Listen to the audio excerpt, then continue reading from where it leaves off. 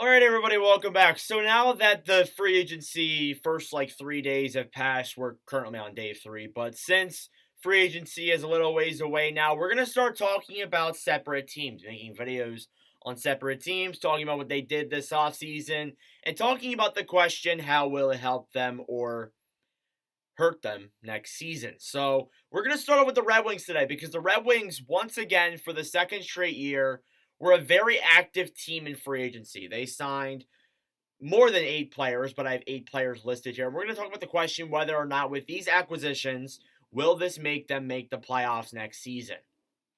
So we'll start off with the signings they made, of course, because that's our main argument. They signed Daniel Sprong to a 1-year, $2 million contract.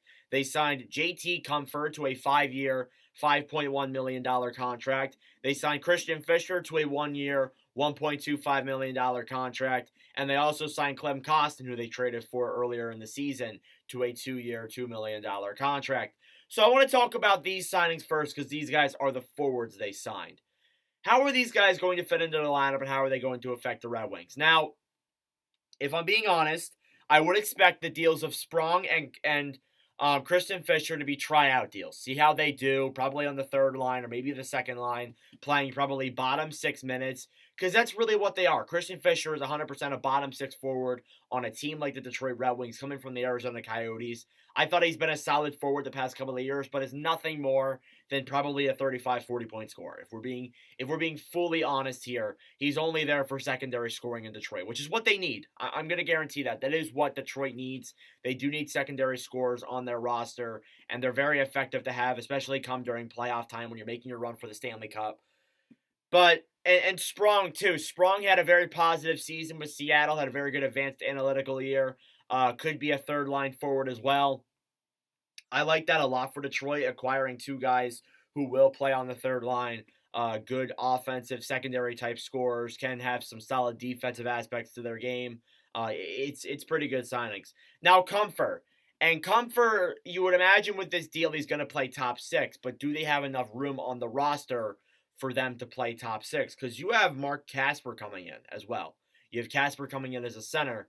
And I know Comfort's a winger, but you have Casper coming in there as a center. That asks you the question is, are they too deep down the middle? So you're going to really wonder there. Will Casper play third line or will he play second line? Will he play fourth line? Who knows? Honestly, we're kind of in the dark with that right now. But Comfort, you would imagine that with this contract he signed, he'd fit into the top six, and that's most likely where he's going to be. He's a solid 50-point scorer, someone that Detroit would likely need on their roster and could be good on that left wing side for the Red Wings for sure. Clem Costin's a little bit interesting with me because Costin, I think, I'm actually shocked he didn't stay with the Oilers. I thought he was a fan favorite in Edmonton. Sorry. And I was kind of wondering why did Edmonton give him up? Probably because maybe he didn't want to sign with Edmonton, which is very possible. But as well as that too, I'm wondering if he's coming to Detroit, where's he going to fit in? Is he going to fit in on that fourth line? Is he going to be a fourth line grit player like he was with Edmonton? And that's probably why he was signed. Now, why are you signing a grit player to a $2 million deal? I don't know. I guess it's just the amount of money he wanted. And he had a decent offensive season as well. So I think Costin probably plays fourth line, maybe third line, but then you come back to the question, they're very deep on that end. So that is something you got to keep in mind. Now, defense.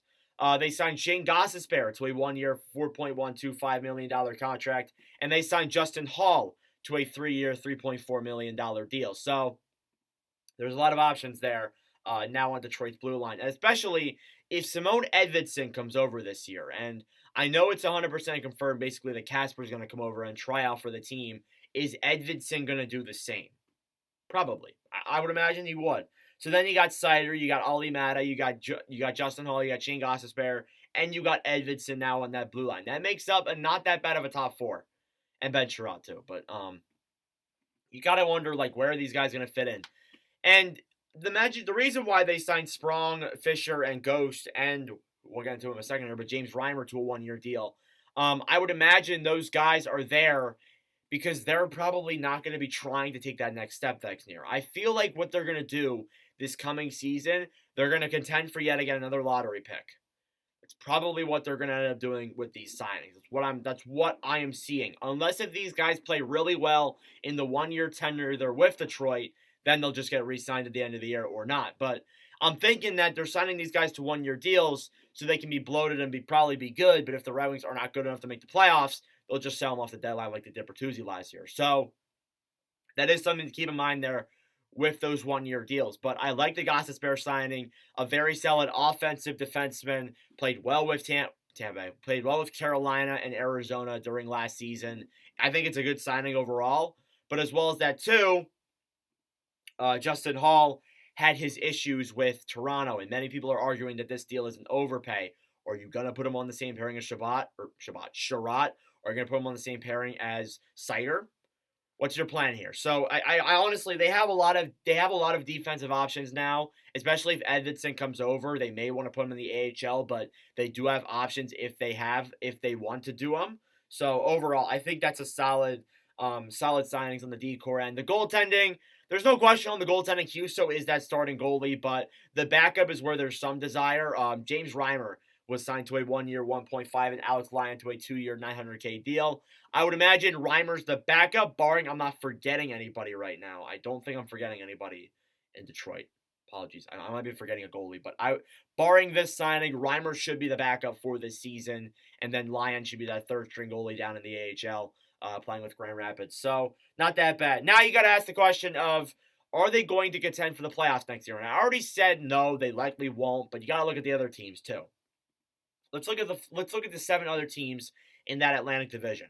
You got Boston. Boston got a lot weaker this year, but we knew they were going to get weaker. They brought in James Van Riemsdyk, Connor Geekie, etc. We'll make a video on them later on in the week. It's expected they should probably make the playoffs, but there's also that chance where some people are having them miss the playoffs. So it's kind of 50-50. You can bet on it however you want. Buffalo should take another step this season.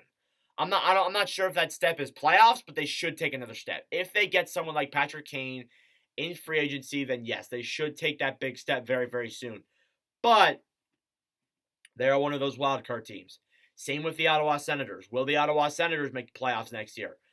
I imagine they would, but if DJ Smith is behind the helm and they start off bad, then, they're just going to be in the same spot they were. Tampa Bay. Tampa Bay has been declining. We know they have been. That is the question that we're asking. Could they be the team that misses this year? I doubt it. They still have Stamkos. They still have Kucherov. They still have Point. They still have an elite roster there in Tampa. They should make it. Montreal, they got a little bit more competitive this season. They will get more competitive next year, but they're not there yet. Toronto is facing a lot of questions right now, and I know when I make that Maple Leafs video, it's going to be very interesting. But they have a lot of options there now, too. They brought in Bertuzzi and Domi. They may have to trade Nylander. They have to trade Samsonov and Murray. There's still a lot of questions surrounding Toronto, 100%. Florida, I've been saying for a while, is missing the playoffs next year. I think they got a lot worse. They got rid of some of their guys on their core, and they brought in Mikkola and, Oliver Ekman-Larsson. I don't like those very much. So, honestly, I do think Florida misses next year. So, you look at that overall. You got Boston, they're a 50-50 team. Buffalo, probably a 50-50 team. Ottawa, probably a 50-50 team. Tampa should make it. Montreal should miss. Toronto should miss. Or Toronto should make it. And then Florida, I think, will miss. So, that leaves, two more spots. And I would imagine that Buffalo, Ottawa, and Boston will for sure make pushes for those spots. So Detroit has a lot of competitiveness this year. So that is why I think they'll likely wait another year, because if Boston misses next year especially, that's when they start heading into that, questionary state where they're like, should we just go into a rebuild or should we retool, do a small retool? They're kind of wondering what direction they want to go in. Buffalo, they'll be making a push. Ottawa will be making a push. Montreal will be better. Tampa Bay will decline, and Toronto will be in that. Toronto's one of those teams in that weird spot, and Florida should be better, but I'm not entirely too sure. But yeah, that is it for the Red Wings I have on this video. Let me know your thoughts down below. Thank you all for watching. I might be missing somebody. I do apologize for that. Just a reminder, I am not a avid Red Wings fan. I make content for all 32 teams, so subscribe down below if you are new. But I promise I'll make more Red Wings videos. I love making Red Wings videos. They just have not been good lately, and I have not been getting the chance to. But anyways, thank you all for watching, and I will see you guys in the next video. Adios.